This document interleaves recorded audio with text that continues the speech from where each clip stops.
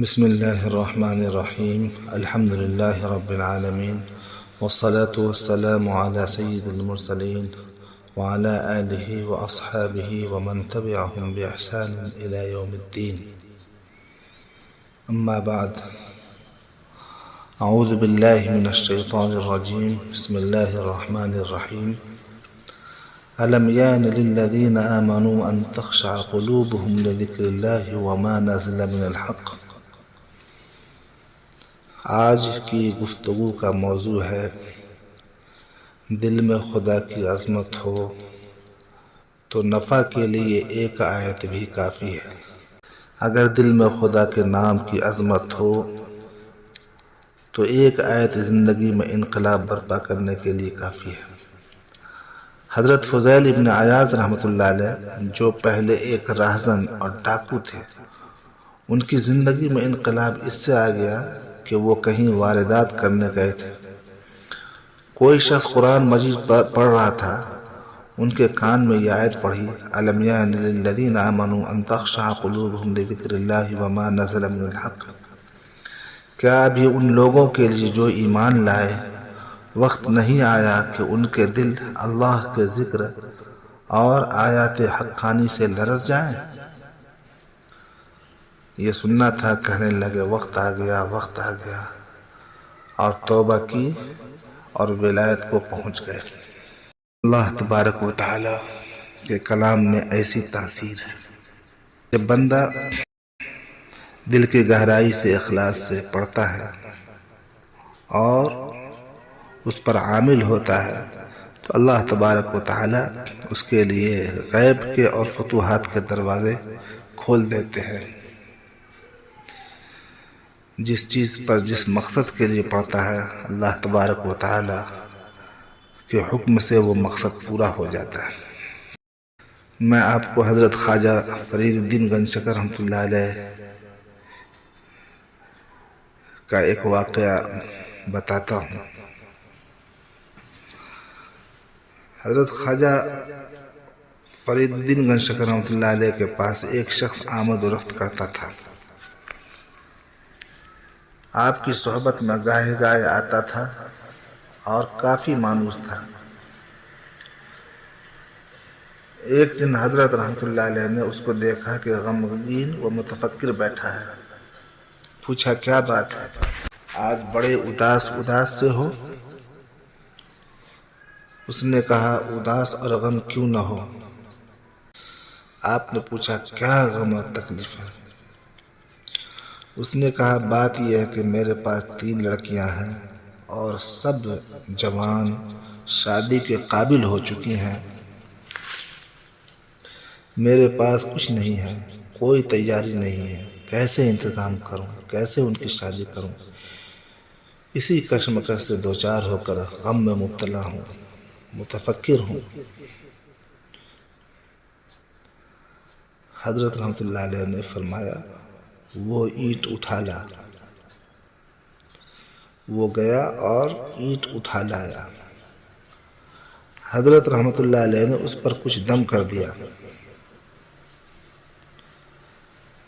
وہ سونا بن گئی۔ اس کو کہا کہ اس کو لے جا اور اس سے اپنی بچیوں کی شادی کے انتظام کر اور جہاں جہاں ضرورت ہو خرچ کر۔ وہ شخص خوشی خوشی سونے کی اینٹ لے کر گھر آیا۔ گھر پر اہلیہ الگ متفکر تھی۔ انہوں نے آتے ہی سوال کیا کہ بچیوں کی کچھ فکر ہے یا نہیں؟ اس نے سونے کی اینٹ اس کے سامنے جیسے ہی پیش کی، حیرت سے اس کی آنکھیں پھیل گئیں۔ اس نے کہا کہاں سے اتنی بڑی سونے کی اینٹ لے آئے؟ کہا حضرت خواجہ فرید الدین گنج شکر رحمۃ اللہ علیہ نے یہ عطا کی ہے۔ چنانچہ دونوں میاں بیوی نے خوب دل کھول کر اس سے حاصل ہونے والی رقم سے فائدہ اٹھایا۔ تینوں بچیوں کی شادی پر خوب فراغت اور سخاوت کے ساتھ خرچ کیا. ایسی شادی کی کہ تصور سے باہر. سارے لوگ حیران رہ گئے. بہرحال جب بچیوں کی شادی سے فراغت پالی تو گھر کے احوال کا جائزہ لیا. معلوم ہوا کہ سارے پیسے تو شادی میں خرچ ہو گئے اور اب گھر میں سوائے دونوں میاں بیوی کے کچھ نہیں. گھر میں کوئی پیسہ ہی نہیں. دونوں سر جوڑ کر بیٹھے کہ اب کیا کرنا چاہیے. شادی تو ہونے کو ہو گئی مگر اب آگے گھر کا خرچ کیسے چلے گا؟ گھر چلانے کے لیے بھی تو نقد اور جنس ہونی چاہیے. اخراجات کا مسئلہ کیسے حل ہوگا؟ پھر بیوی نے مشورہ دیا اور مشورتاً پوچھا کہ حضرت نے اینٹ پر کچھ پڑھ کر بھی دیا تھا؟ شوہر نے کہا ہاں پڑھا تو تھا.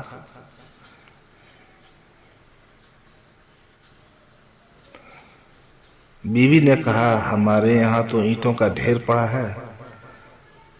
حضرت سے وہی دم سیکھ کر آؤ جس سے یہ ساری اینٹیں سونا بن جائیں. اس سے بہتر راستہ کچھ نہیں. شوہر نے کہا صحیح کہہ رہی ہو، ایسا ہی کرنا چاہیے. چنانچہ وہ حضرت کے پاس گیا. جب حضرت خواجہ نے اس کو دیکھا تو بات سمجھ گئے اور مسکرائے. اس نے کہا حضرت شادی تو بچیوں کی بڑی فراخ دلی اور برکت سے ہو گئی، کسی چیز کی کمی نہیں ہوئی. لیکن گھر تو میرا خالی ہو گیا. اب ہمارے پاس کچھ بھی نہیں. آگے کا خرچہ کیسے چلے گا؟ سمجھ میں نہیں آ رہا ہے. آپ نے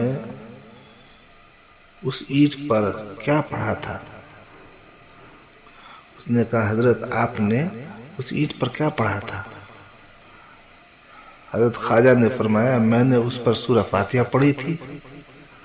اس شخص نے کہا حضرت مجھے بھی اس کی اجازت دے دیجیے. حضرت نے فرمایا خوب شوق سے پڑھو. اجازت ملنے کے بعد یہ شخص گھر آیا تو بیوی سے کہا کہ اینٹوں پر دم کرنے کی اجازت مل گئی ہے. ساری اینٹوں کو دونوں میاں بیوی نے خوب بڑھیا سے دھویا، ان کو ایک جگہ جمع کیا. پھر اس شخص نے ان پر ایک بار سورہ فاتحہ پڑھی مگر کوئی اینٹ سونا نہ بنی. دوسری بار پڑھی پھر بھی سونا نہ بنی. تیسری بار پڑھی یہاں تک کہ 100 بار پڑھی مگر ایک بھی اینٹ سونا نہ بنے. اب یہ حیرت و حسرت میں مبتلا ہو گیا کہ یہ کیا ہوا، ایک بھی اینٹ سونا نہ بنے. بیوی نے کہا جاؤ حضرت سے پوچھو کیا بات ہے.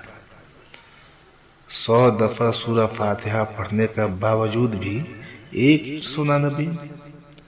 100 دفعہ سورہ فاتحہ پڑھنے کے باوجود بھی ایک اینٹ سونا نہ بنی.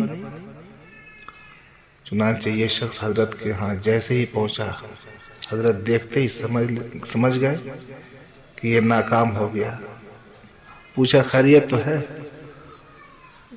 اس شخص نے کہا حضرت آپ نے اینٹ پر کتنی دفعہ سورہ فاتحہ پڑھی تھی؟ حضرت خواجہ رحمۃ اللہ علیہ نے فرمایا 1 دفعہ. اس نے کہا میں نے تو 100 دفعہ پڑھی تھی مگر ایک بھی اینٹ سونا نہ بنے.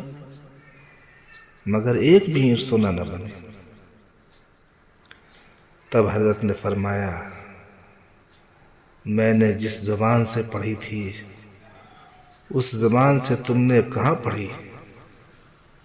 میں نے جس زبان سے پڑھی تھی اس نے کبھی جھوٹ نہیں بولا، اس نے کبھی کسی کی غیبت نہیں کی، اس نے کبھی کسی پر تہمت نہیں لگائی، اس نے کبھی کسی پر ظلم نہیں کیا۔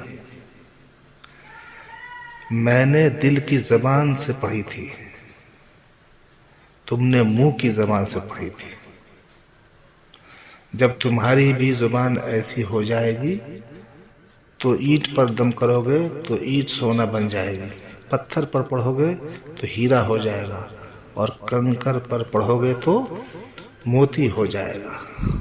وہ زبان پیدا کرو۔ اللہ تبارک و تعالی نے اسی لیے فرمایا یا ایھا الذین آمنوا اتقوا اللہ وقولوا قولا سدیدا یصلح لکم اعمالکم ویغفر لکم ذنوبکم ومن یطع اللہ ورسولہ فقد فاز فوزا عظیما۔ جب تم صحیح بات کہو گے، صحیح بات بولو گے اور صحیح باتوں پر عمل کرو گے تو اللہ تبارک و تعالی عظیم کامیابی سے تمہیں ہمکنار کرے گا۔ تمہارے لیے غیب کے بھی دروازے کھلنے شروع ہو جائیں گے، ظاہری فتوحات کے علاوہ۔ اللہ تبارک و تعالی سے دعا فرمائے کہ اللہ تعالی ہماری زبانوں میں بھی ایسی تاثیر عطا فرمائے، ہمارے دل کی حالت کو اللہ تعالی اچھی فرما دے، اور ہمارے دلوں کی آنکھوں کو کھول دے، ہمارے دلوں کو آئینے کی طرح بنا دے۔ اللہ تبارک و تعالی ہمارے دلوں کے زنگ کو دور کر دے، آمین یا رب العالمین۔ صلی اللہ وسلم علی سیدنا محمد وعلی آلہ وصحبہ۔